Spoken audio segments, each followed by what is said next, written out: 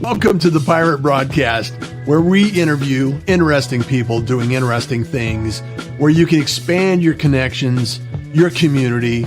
Kindness is cool and smiles are free. And let's get this party started.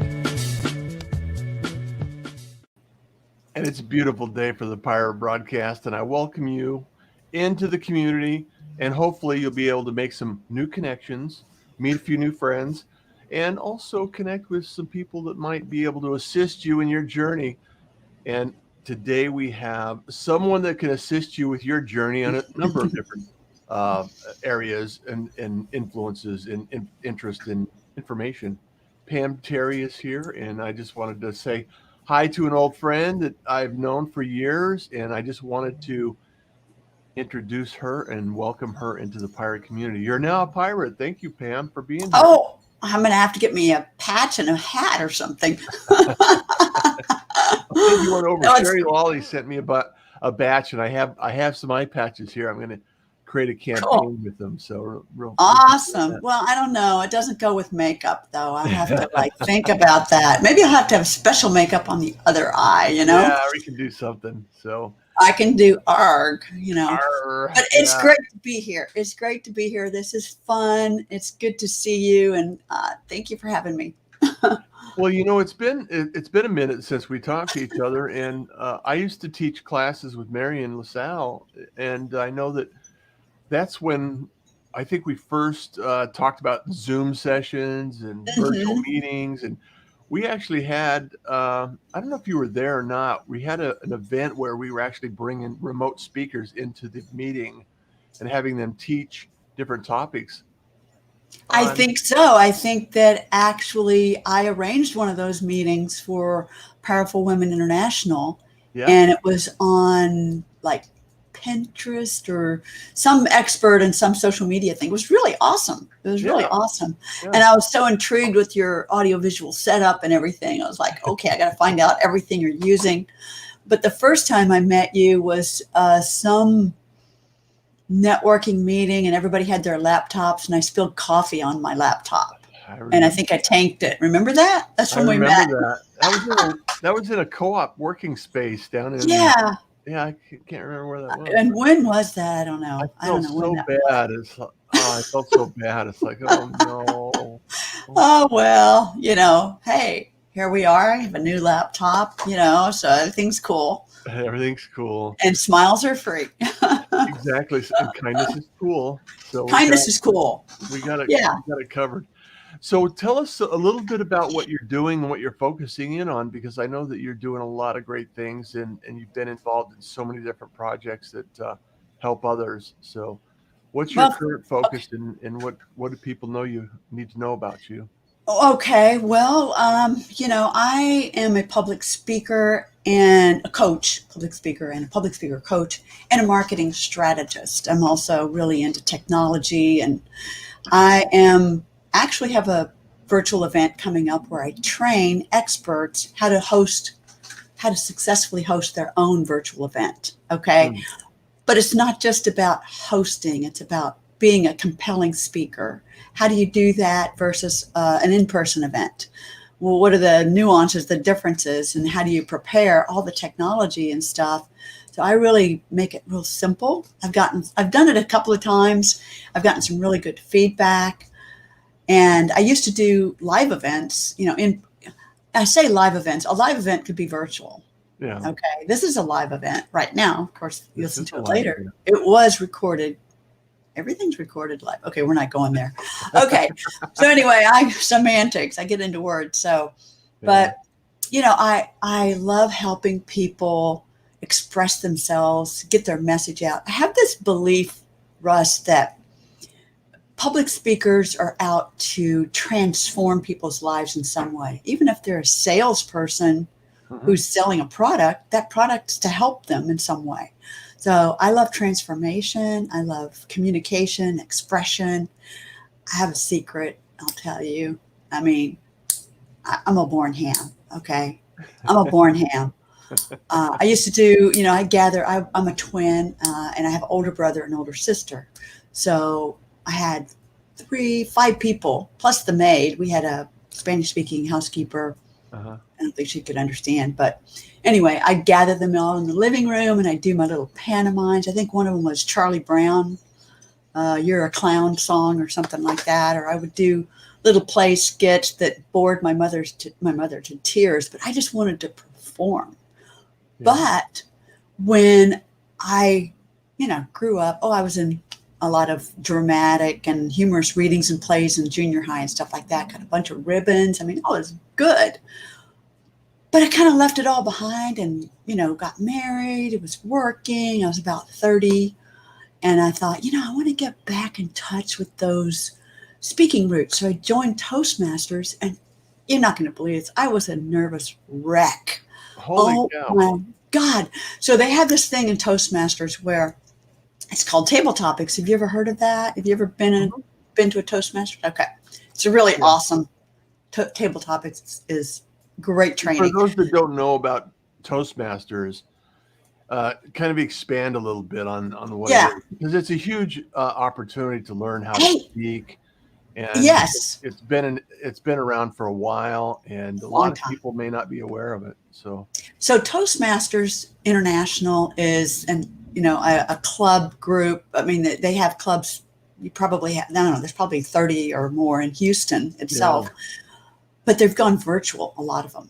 Mm-hmm. So they meet and you, I don't even know if you pay any dues. I don't remember, but you learn how to speak. And so you have these set speeches that you do. Your icebreaker is the first one, and I forget what all of them. You can achieve competent Toastmasters. Table Topics, let me tell you about that. Okay. Yeah. So the Table Topics master, which changes each time you meet weekly, calls on you without any prep. It's an impromptu presentation that you have to make for a minute or a minute and a half, and they give you the topic. So the topic could be like, why is a banana yellow? Or it could be on something you totally disagree with, like who you should vote for and why you should vote for them. Whatever it is, you have to get up there. Well, when I got called on, I don't know what the topic was that first time, and I got up there. I thought you could see my blouse going like this because my heart was beating so hard and my knees were actually knocking. I was just trembling. All I could think of was everybody was staring at me. Mm-hmm. And it was all about me. I wasn't thinking about, and I didn't really have very many opinions when I was 30. Yeah. I was married to a very opinionated person. So I guess, I don't know. Anyway, but here was the clincher. Okay. So after everybody does their table topics, you vote on the best one. Well, obviously I didn't win. But I'm very competitive and I wanted to win. So I said, I'm gonna do better. So I got really, really good at it. I won almost every time. I just wanted whatever the prize was, a book. I don't know. It was just different things. Whatever it happened to be. Yeah. And I got to be so good. But the really cool thing about doing that is I became so confident at work. I worked at an accounting firm. I was the marketing coordinator. I don't even think they said marketing back then. It was practice development coordinator. And I'd have to be in the meeting with the partners. I didn't have a college degree. They all had college degrees. Yeah. But they didn't know jack about marketing. Okay. So I would be in there and it was amazing how I felt so at ease with whatever questions they asked me. I could joke around. I could be serious. If I didn't know, I'd find the answer, whatever. But I highly recommend, if you've got any nervousness, join Toastmasters and get the table topics. Practice till you get okay with it, right? I used to be like, call on me, please call on me, Well, it's also part of the Toastmasters process. I think it improves how you tell stories. And I think in any social situation, and especially online, you have to be able to articulate some of these ideas and concepts in a story format that allow your audience to be, kind of interested in what you're talking about. Absolutely. And provide some feedback in just wherever it can land, either it's in a conversation or comments in the Zoom session or whatever it happens to be. Because like right now we're all working on improving these skills and these skill sets. And so taking the speakers aspect and moving it onto a virtual platform, I think is even more critical now than, or equally critical as Toastmasters and being able to speak in front of a Well, crowd. think about it. When you're in front of a crowd, that eye contact that you have is really powerful to get Mhm. people's attention. Yeah. You kind of lose that, although you just kind of lose that on a virtual event. You don't have the power of eye contact. But stories don't have to be elaborate. They can be little anecdotes. Yeah. Here's the thing about your credibility as a speaker. When you can bring in an anecdote, whether it's about yourself or someone else, it adds credibility to whatever point you're making. So if you're just giving people like, this is how you do it, blah, blah, blah, yada, yada, yada, Mhm. it gets boring after a while, but you need to intersperse it with, well, this is what happened.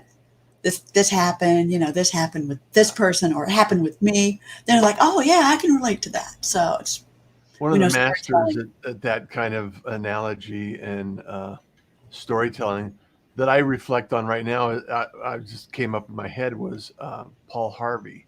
And Oh, now for the rest of the story, he was a master, wasn't he? yeah, just his voice was just is just incredibly. Yeah. It would draw you in. It would draw you Yes. in. It would just allow you to be able to see the story unfold.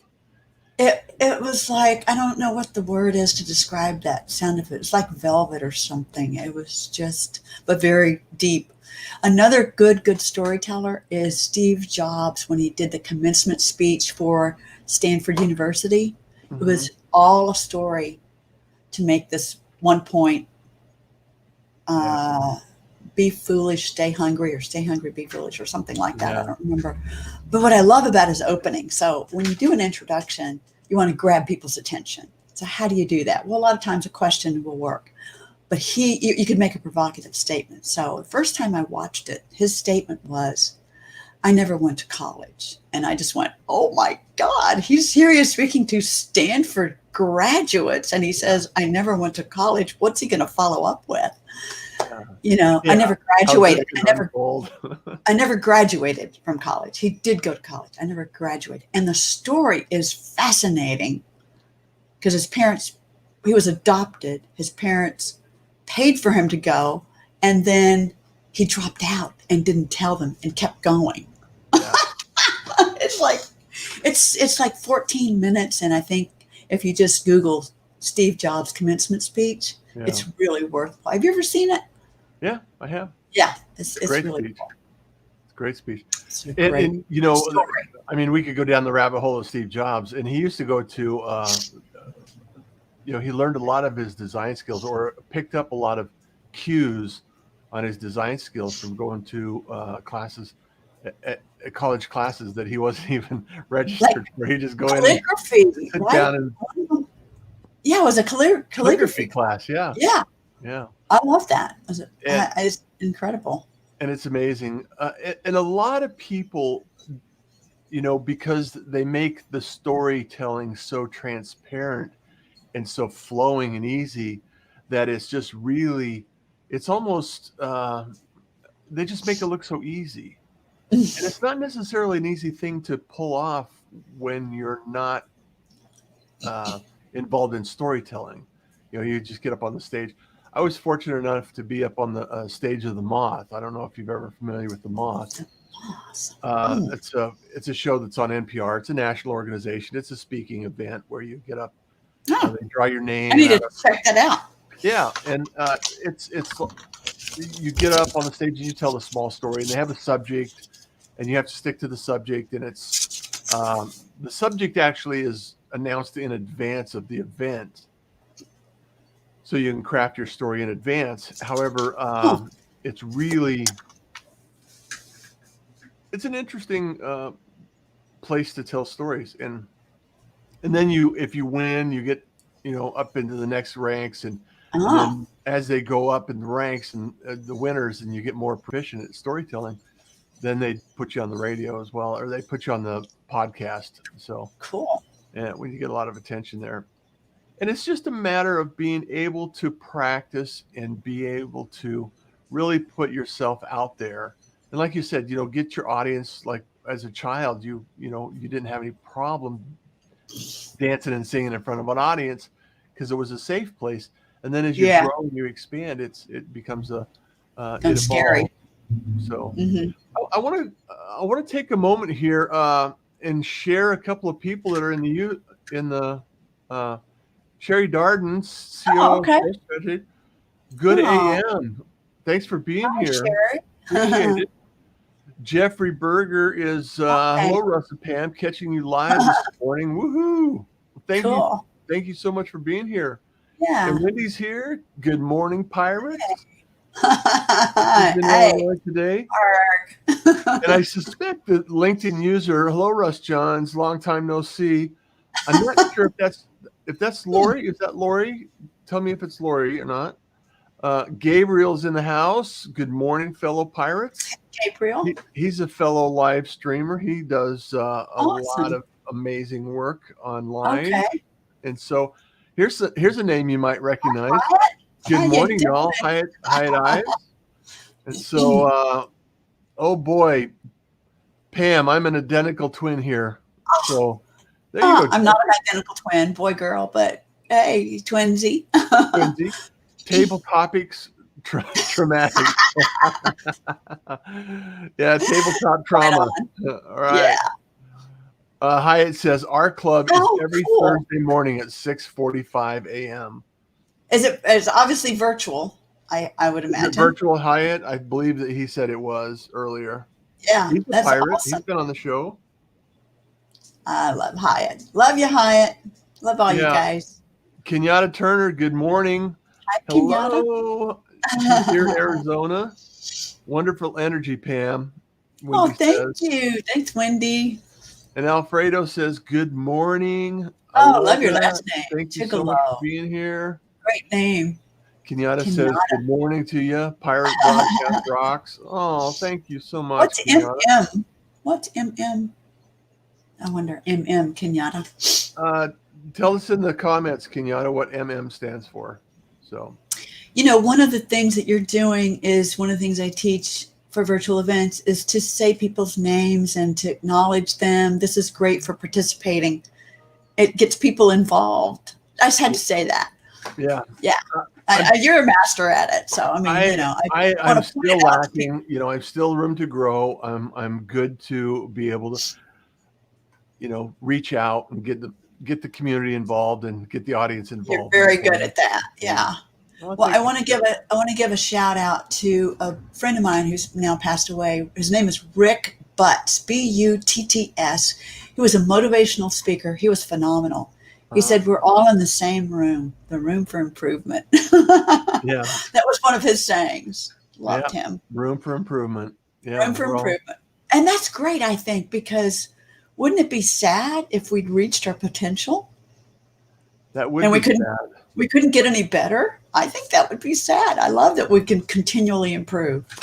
Well, I was looking forward to at least 1% every day. If I can. Yeah. That's causing. If I can improve something every single day, look what it happens in a year's time. You get to be able to do something. You get to provide, intent for the new day. So I learned something. I learned or added to, or I enhanced the skill I have today, like speaking or presenting or storytelling. And I can actually improve on that every time I do this show. Every time I do this broadcast. Yeah. It's like, or ums and ahs and things like that. Because I'm doing it live, I need to continue to improve my diction, my articulation, remove those from those moments of those pauses, and allow people to actually respond to that. Okay, so you want to know, should I share, not just for you, but for everybody, how to stop saying mine are basically and like, more basically. I say that one a lot. Mine's Yeah. Yeah. Right. How do we Okay. stop that? Right. So, Ken, I how do we mean, stop that? okay. The way you stop it is you just stop it. Okay. So now that's the thing. But how do you do it? Right. So the way you do it is first you decide, okay, I'm going to work on it. That's the number one step. I'm going to work on it. Yeah. And then when you know you're going to start to say it, you just bite your tongue and you pause. You don't say anything. Collect your thoughts and then you talk. Yeah. And it's just practice like anything else. The other thing is if you really know your material, you're going to do a lot better.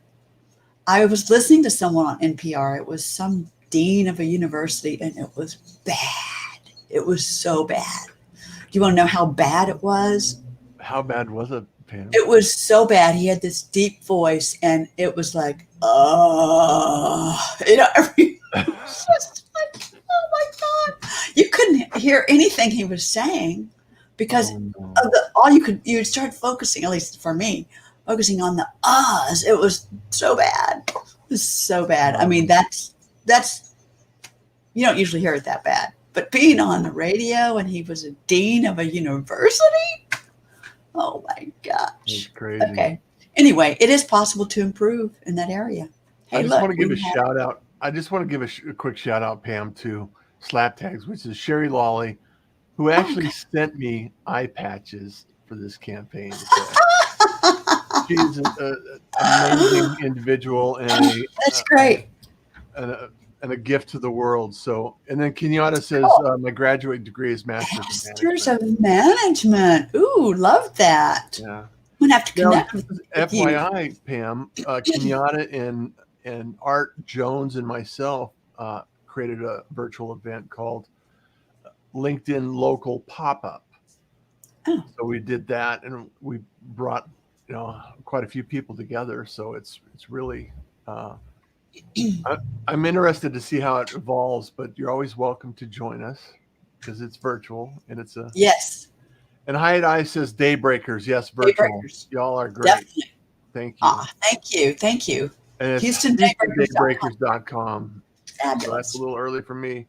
But Paulo says, morning, Russ and Pam and all the pirates. Argelini. What a great name. I love that. Love that. And that's the thing, Pam, is this, I've been doing this over a year and over I don't know, 260 episodes. And the reality is that there's a lot of people that bring so much value to the world. And I just want to be able to highlight an individual, interesting people doing interesting things every single day. And it's really, I love that. It's really about what can we develop in the community to help each other either be inspired or motivated to do something different or use that 1% of your improvement every day to make a difference in the rest of the world. And I think it's important for us to all set that standard and attempt to move the needle forward in a positive way. Absolutely. I know that you've always been that way. You've always been so helpful in speaking and setting up and organizing events and getting people together. The Women's International was a huge thing that you did for a lot of years. And talk a little bit about what you're doing now and how people can get involved in this virtual speaking coaching session that you have going. Thank you for asking. Just briefly, the 1% per day is called Kaizen, Kaizen. You know that, right? Yeah. No, that's a whole nother podcast. Yeah, that's a whole nother subject. We'll have you back and we'll talk about Kaizen. Okay, so what I'm doing, I've got this virtual event. It's a training. It's 2.5 hours, but I also add another 15 minutes at the beginning because I like to network. I want people to sign in. It is a paid training. It's very affordable. It's how to successfully host your own virtual event from the technology to presenting. Okay, so how to be a compelling speaker. I've been working on this. Let me tell you why I'm doing it. I've been developing an online course of how to be an in-demand speaker. Was so close, ready to the launch when COVID hit. And the course is based on doing your own in-person events. Not going to work during COVID. Right. Okay. So I was like, okay, well, I need to do some virtual events so I can add that as a module. Now, my course goes into the marketing, the promotion. It's got checklists galore. It's awesome. But I got to add the virtual events. So I decided, well, let me start doing some of the virtual events and I'll teach people how to do their own virtual events. I mean, I've done virtual events before, Mm-hmm. but hadn't in a while. And I'm really glad to be doing this because I'm not glad about the pandemic. Nobody is, but the digital virtual event for hosting events is not going to go away. We all know that. And the live events in person will come back, but and there'll be hybrids too. Yeah. So that's why I'm doing the virtual events. I did one with just some friends. Marion was there to get feedback, and that's what I recommend people do. Do your first one with some colleagues that you're not charging for if you're an expert. And then, but offer your training if you need to make some money and you're an expert, you've got value to offer people.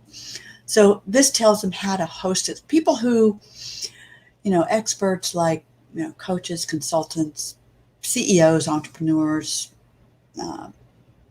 authors who aren't doing virtual events, or maybe they're thinking about it. Maybe they've done them, but they didn't like the way it went and they really, really like some direction.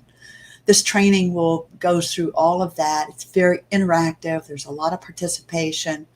I have to do that to keep people's attention. You've got to have it be, you've got to have people participating. It's not just me yak, yak, yak the whole time, although it feels like it sometimes. But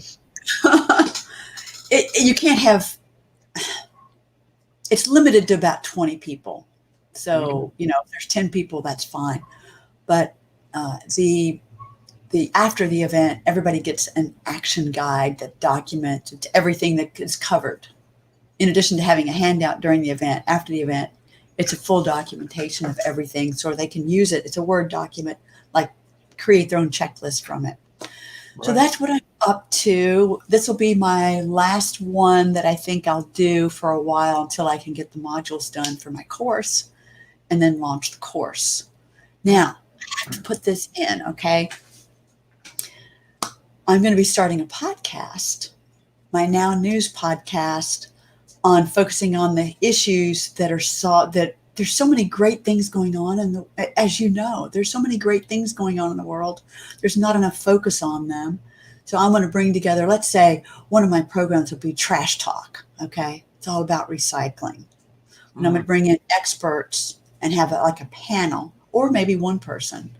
But I want to get people from all over the world who are doing really cool things. And I've been cataloging this stuff on my Facebook group and on Twitter, where people are doing some awesome things with the oceans and stuff like that, or with poverty or homelessness or the prisons, and, get people talking. And I know there's already some of that going on, but there's just not enough.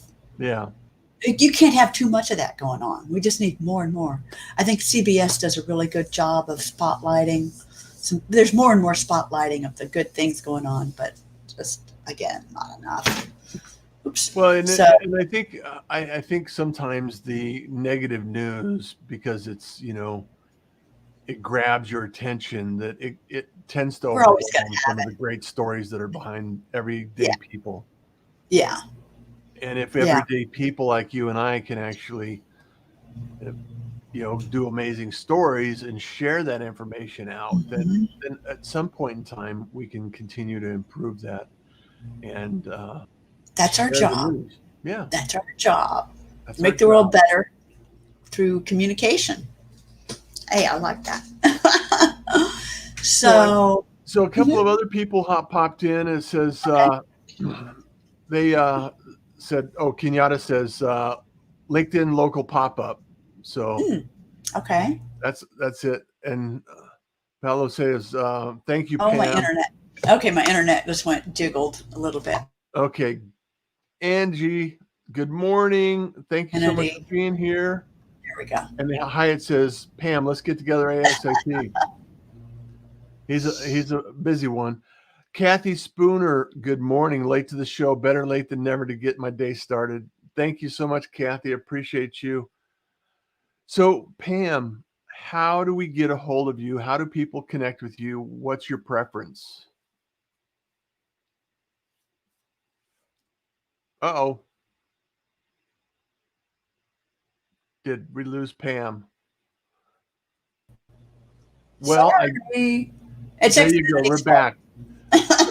So I don't know if you heard my question or not. No, I didn't. So how do people connect with you and how do they reach out? What's your preference? My LinkedIn, website is Facebook, Twitter. LinkedIn's great. LinkedIn's fine. I'm going to post the event on LinkedIn.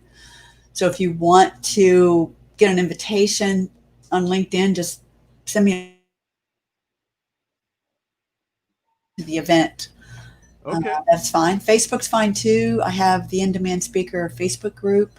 I think I'm on Facebook as Now News, actually NOWW.